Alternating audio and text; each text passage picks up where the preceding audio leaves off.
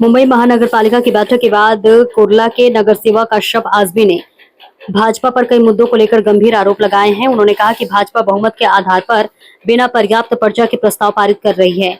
आजमी ने 2500 करोड़ रुपए की मानोरी जल परियोजना, multi modal tunnel project, Ganesh उत्सव के लिए मूर्तिकारों को मिट्टी और रंग उपलब्ध कराने, महापौर बंगले के बाहर पार्किंग व्यवस्था और कचरा प्रबंधन जैसे मुद्दों पर सवाल उठाए। उनका कहना था कि उनकी आपत्ति परियोजनाओं पर नहीं बल्कि उनकी लागत और पारदर्शिता को लेकर है। उन्होंने आरोप लगाया कि प्रशासनिक कार्यकाल में 2 लाख करोड़ रुपए से अधिक परियोजनाएं मंजूर की गई हैं, जिन पर श्वेत पत्र जारी किया जाना चाहिए।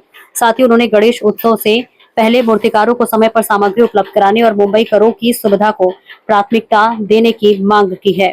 नाही, ते महानगरपालिकाची स्टँडिंग कमिटीमध्ये प्रत्येक वेळा भारतीय जनता पक्ष संख्याबळवरून आपले जे पण प्रपोजल होते, जे पण आयटम होते त्याला पास करतात, ते ज्या त्याला आवडतात ते पास करतात. आणि असा एक प्रपोजल आज होता 2500 कोटी म्हणजे 2,500 कोटीचा एक प्रपोजल होता. ते मनोरी सॅनिटेशन प्लांटच्या पाणी कांदिवली यांनी चारकोपसाठी एक टनल बोगदा म्हणून ते काढायचं होतं.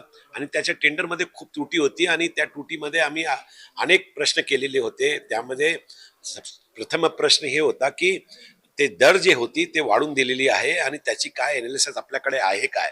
म्हणजे जे सल्लागार ते डीपीआर बनवतात, म्हणजे डिटेल प्रोजेक्ट रिपोर्ट, त्या सल्लागार एस्टिमेट बनवतात. महानगरपालिकेकडे कुठलाही काय नाहीये. ते प्रस्ताव, संपूर्ण प्रस्ताव मध्ये कॉम्प्रेहेन्सिव्ह प्लान होता आणि त्यामध्ये एस्टिमेट जे होता त्या पण ते आपला सल्लागार बनवतात. त्यामुळे आज आमचा प्रश्न होता की तुम्ही त्याला बोनस द्यायला सांगितलं आहे, तुम्ही त्याला कंटिजेन्सी म्हणून 288 कोटी रुपये द्यायला मंजूर केलेला आहे. आणि त्याच्यानंतर जे पर मीटर जे पाईप, बोगद्याचे पाईप जे टाकतात त्याची जे प्राइस आहे पर स्क्वेअर मीटर ते 20 लाख रुपये पेक्षा जास्त आहे. आणि याच्यापूर्वी 5 आपण असे टनलचे प्रोजेक्ट पाण्यासाठी दिलेले आहे. आम्ही विचारलो होतो की तुम्ही त्याचा ॲनालिसिस करा आणि डिफरन्स बिटवीन ऑल 6 काय आहे ते आम्हाला सांगा. पण त्या गोडमगोड जबाब दिला आणि महानगरपालिका भारतीय जनता पक्षाला हे प्रस्ताव पास करण्याची एवढी घाई होती की आमचा पण ह्याला विरोध नाहीये की तुम्ही प्रस्ताव पास करा ना करा.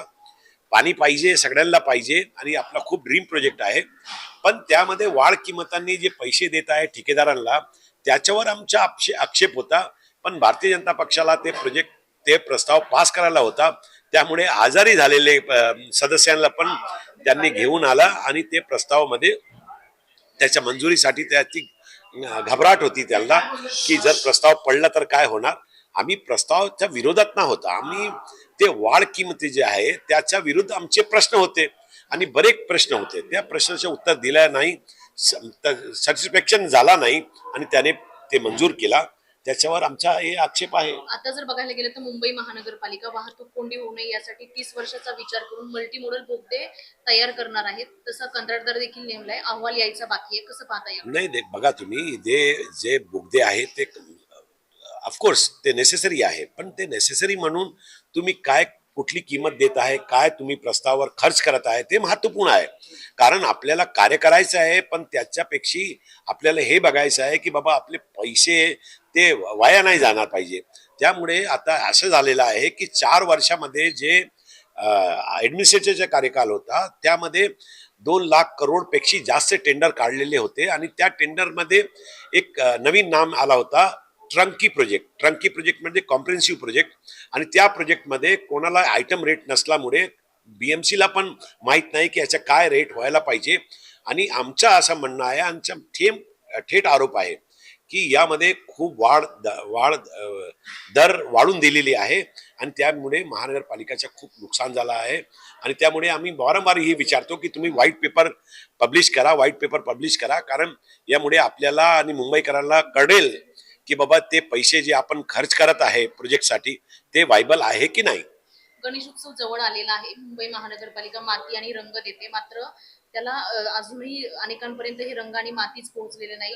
मूर्ती देखील तयार झालेल्या आहेत. कसं पाहता येईल? देखील गणेश उत्सव देशाचा, महाराष्ट्राचा खूप मोठा सण आहे आणि या सणाच्या अपेक्षा लोक म्हणतात की बाबा लवकर या म्हणे. तर हे सणामध्ये ते माती आणि कलर द्यायची जे गोष्ट झालेली होती, जे ॲग्री केली होती महानगरपालिकांनी, ते किती गंभीर आहे त्या विषयावर तुम्हाला कळता आता की मूर्ती तयार झाली आणि त्यांनी त्यांना माती दिली ना रंग दिली.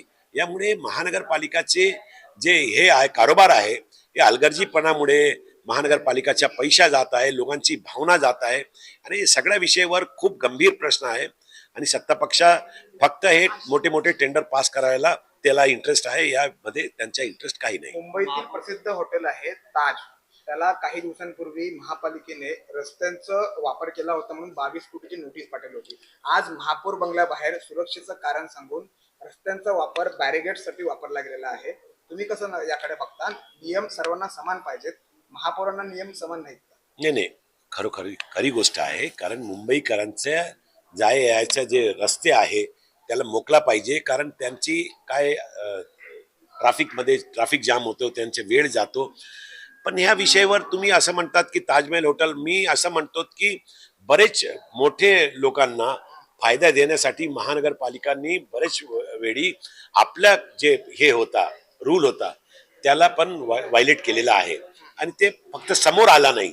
आम्ही बरेच पत्र लिहिले आहे की बाबा तुम्ही ह्या प्रश्नावर तुमचं उत्तर नाही, ह्या प्रश्नावर तुमचं नाही. 100 पेक्षा जास्त पत्र मी लिहिले आहे अनेक मुद्द्यांसाठी. त्यांनी मुद्द्यावर आन्सर दिले नाही.